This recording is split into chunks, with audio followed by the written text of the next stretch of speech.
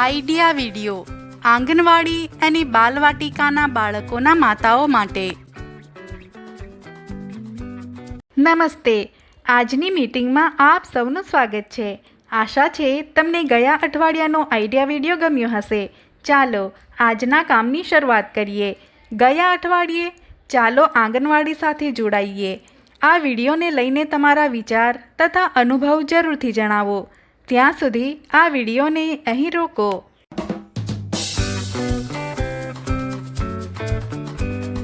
ચાલો આજની પ્રવૃત્તિ કરીએ, જેનું નામ છે કંઈક નવું શીખીએ.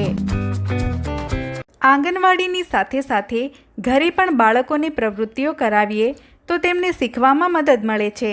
ચાલો આ વિડીયોની મદદથી સમજીએ કે બાળકને અભ્યાસમાં મદદરૂપ કેવી રીતે થઈ શકીએ. બાળકના અભ્યાસમાં મદદ કેવી રીતે કરીએ? બાળકના અભ્યાસમાં આંગણવાડી કાર્યકર્તાની સાથે આપણે પણ ઘરે ધ્યાન આપીશું તો બાળકનો અભ્યાસ વધુ સારો બનશે. આપણે સરળ રમતો અને પ્રવૃત્તિઓ દ્વારા બાળકને ભણાવી શકીએ છીએ. તો ચાલો તે જોઈએ અને સમજીએ. ઘરમાં ઉપલબ્ધ ચિત્રો અથવા પુસ્તકોમાં આપવામાં આવેલ ચિત્રોની મદદથી ચિત્ર વાંચન કરાવો. જેમ કે ચિત્રમાં કોણ કોણ છે, કયા રંગ દેખાઈ રહ્યા છે, કોણ શું કરી રહ્યું છે વગેરે. આંગણવાડીમાં કરાવેલ બાળગીત ગાવા માટે કહો અને તમે પણ તેની સાથે ગાઓ.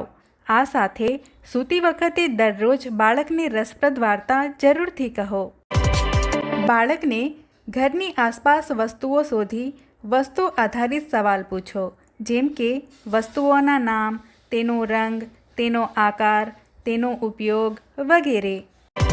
બાળકોને ચિત્રમાં ગોળા ચોંટાડો, છાપ પાડો તથા કાગળની મદદથી ક્રાફ્ટની વસ્તુઓ બનાવડાવો. ઘરની બહાર બાળકને તેના મિત્રો સાથે રમવા જરૂર મોકલો. તમે પણ બાળકો સાથે રમો છો ત્યારે તેની મજા કંઈક અલગ જ હોય છે. સમૂહમાં અન્ય બાળકો સાથે રમતા અને નિયમો સાથે રમતા શીખે છે. આ રીતે તમે સરળ પ્રવૃત્તિઓ દ્વારા બાળકોને અભ્યાસમાં મદદ કરી શકો છો. આ વિડીયોનો ફાયદો તમને કેવી રીતે થઈ શકે છે? દરેક માતા સમૂહમાં જણાવે. આજની પ્રવૃત્તિઓ અહીં પૂરી થાય છે. આવી જ નવી જાણકારીઓ અને પ્રવૃત્તિઓ સાથે ફરી મળીશું. ત્યાં સુધી તમારું અને તમારા બાળકોનું ધ્યાન રાખજો. ધન્યવાદ.